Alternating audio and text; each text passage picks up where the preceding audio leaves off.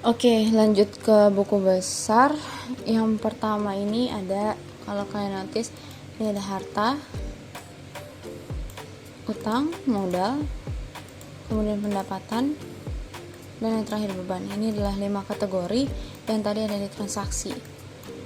Nah, yang pertama itu ada kas, kemudian ada persediaan bahan baku, kemudian ada piutang pendapatan. Kalau misalnya kalian ada piutang pendapatan ditambahin, kalau nggak ada ya udah nggak usah.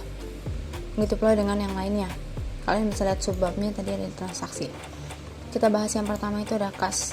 Di kas ini semua proses keuangan perusahaan tercatat ya. Yang pertama tentunya kalian masukkan modal perusahaan kalian saat launching gitu, dapatnya berapa.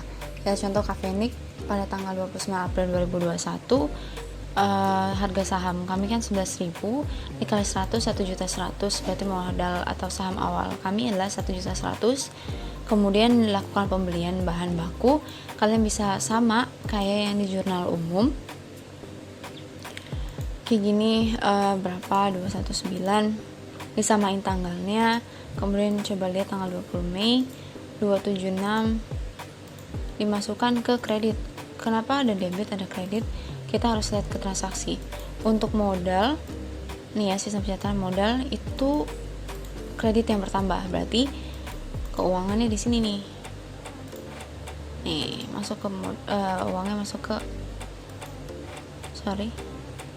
kredit. Enggak, ini masuknya ke debit tetap untuk modal ya, kayaknya ada kesalahan.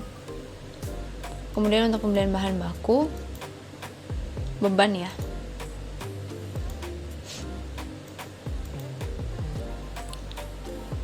kayaknya untuk kas nggak berlaku deh.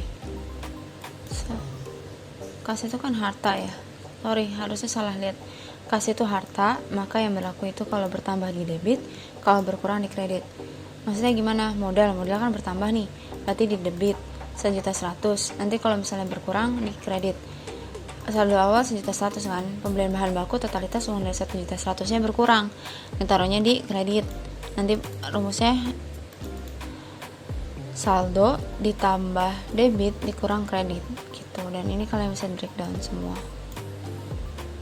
sampai bawah.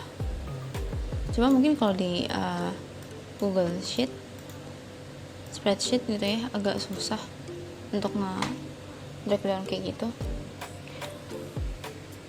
Kemudian ada, selain pembelian bahan baku, ada biaya sewa alat kalau Kafenik ya, jadi atau COGS, tetap melakukan pengurangan di kredit, pembelian bahan baku, dan juga dilanjutkan gaji yang harus dikeluarkan setiap bulan, tetap 32.000 nya itu dikurangi di kredit.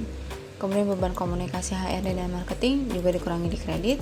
Ketika ada pemasukan penjualan, contoh di sini ada penjualan 3 unit Clinio, maka uangnya bertambah di debit, jadi 198.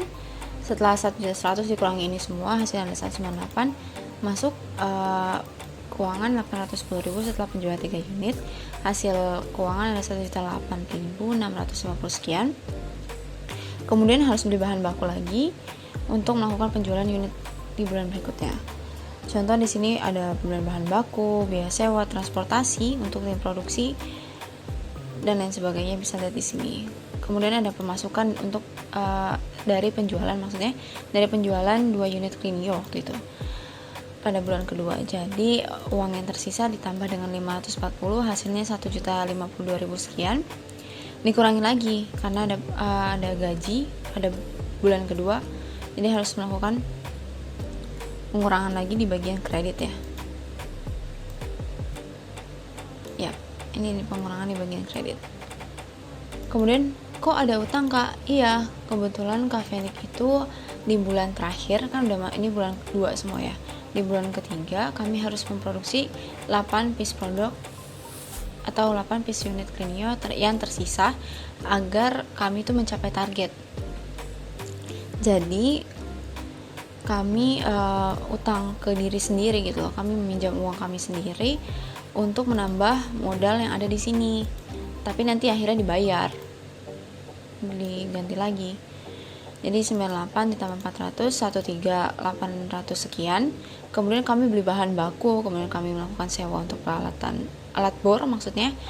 Kemudian beli bahan baku, lihat aja di sini sendiri ya. Ada biaya transportasi juga. Kemudian ada biaya sewa lagi juga. Nanti setelah melakukan proses produksinya sudah selesai dan juga ada atau konsumennya sudah melakukan pembayaran, transaksi pembayaran, maka masuklah dananya ke si debit ini. Jadi yang sisanya, sisa uang ditambah sama utang minjem, kan dikurangin tuh sama proses produksi. Ada uang masuk dari penjualan 8 piece produk, maka ditambah lagi hasilnya 2.200.000 sekian. Apa berhenti di situ? Enggak, karena masih ada yang harus dibeli ternyata. Terus juga harus bayar utang nih, 400 tadi ribu ini harus tetap dibayar lagi. Caranya ya dikeluarkan melalui kredit. Kemudian ada gaji untuk bulan terakhir dan beban komunikasi untuk HRD dan juga marketing. Sehingga hasil perusahaan kami di akhir atau pada saat mau launching penutupan buku ya, itu adalah 127.068. Ini di bagian kas. Kemudian kita masuk ke persediaan bahan baku. Untuk persediaan bahan baku tentunya kalian masukkan semua pembelian bahan. Jadi masuknya ke debit. Kok ke debit, Kak? Iya, coba aja lihat. Kalau persediaan bahan baku masuknya kan masih ke debit ya. Jadi uang yang masuk kan kalau beli bahan baku itu totalitas jadi aset kalian kan. Nanti keluarnya kapan? Itu keluar ketika udah melakukan proses produksi, produknya udah jadi. Oh, totalnya sekian. Kan nggak mungkin ya, kayak misalnya label kan nggak mungkin langsung dipakai semua, paling dipakai satu. Berarti kan harus ada perhitungannya lagi tuh. Misalnya untuk 2 produk berarti cuma butuh 2 label, terus cuma butuh 2 dinamo dan lain sebagainya. Kalau misalnya beli dinamonya di sini 3 tapi kepake 2, berarti proses produksinya lebih kecil kan. Jadi gitu. Jadi debitnya ini ditambah, ini tuh sama aja kayak aset kalian tapi udah berbentuk barang gitu. Nah nanti baru dikeluarin pas atau kreditnya setelah proses produksi. Proses produksi keluar berarti totalitas ada pemasukan untuk kas ya, penjualan. Tapi untuk persediaan bahan baku totalitas pastinya berkurang karena kalian buat produk. Setelah proses produksi tentunya kan udah selesai nih bulan 1, lanjut bulan kedua beli bahan lagi, kemudian proses produksi lagi tentunya. Untuk pembuatan target di bulan kedua berapa? 647 ditambah 371 647 dikurang 371 hasilnya 275. Oh berarti sisa aset daripada Kafenik pada saat itu adalah 275 dalam bentuk barang. Apakah dinamo, apakah tutup pipa dan lain sebagainya, itu semuanya sudah bentuk barang. Kalau dihitung-hitung 275. Makanya harus penting banget kalau bondnya itu tersusun rapi. Jadi kalian bisa cross check terus setiap bulan agar nantinya tuh kalau udah mau penutupan, mau launching atau ya pemeriksaan itu nggak bingung gitu loh. Oke, proses produksi dilanjutkan. Ini kan baru kedua ya. Dan untuk bulan ketiga pastinya sama prosesnya. Kemudian ada proses produksi, uang keluar lagi. Ternyata setelah melakukan 3 bulan ada satu bahan baku nih yang kelebihan dan juga uangnya nggak habis. Padahal kalau misalnya dilihat untuk persediaan bahan baku harusnya habis, harusnya 0. Kenapa? Karena misalnya udah mau tutup buku ya totalitas kalian udah nggak punya barang lagi, bahan lagi, kecuali ya laba perusahaan itu yang nantinya akan disahamkan dan diberikan ke investor baik internal maupun eksternal ya. Maksudnya investornya tuh kalian ataupun dari pihak luar.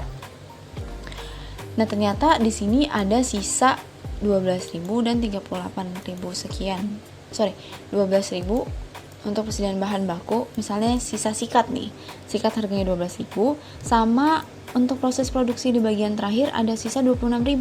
Jadi kalau 26 ditambah 12.000 berarti kan ada 38.000. Tunggu deh, kita bahas dari sini. Persediaan bahan baku udah habis. Kemudian proses produksi 153 kan 157 dikurang 1553 26. 26 sama ternyata ada sisa satu sikat nih. Di sini nggak disebutin apa barangnya ya. Kalau kalian mau punya catatan sendiri atau mau di dalam kurungin bahannya apa, it's okay, nggak apa-apa. Ini 26 tambah 12 38. Nah 38 ini buat jadi 0 gimana? Mau nggak mau kalian belinya gimana ya, beli dari uang perusahaan gitu. Jadi ibaratnya, atau kalau mau ya pakai uang kalian pribadi, patungan rame-rame biar nanti hasilnya 0. Jadi bener-bener nggak ada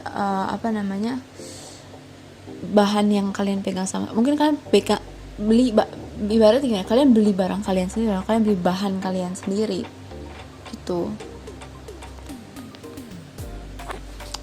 10 menit ya.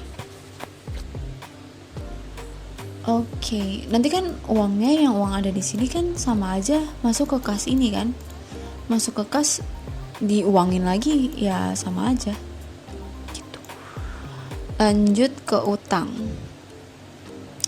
Kayaknya waktunya nggak cukup sebentar, karena videonya cuma 15 menit maksimal. Jadi lanjut di video berikutnya. Terima kasih.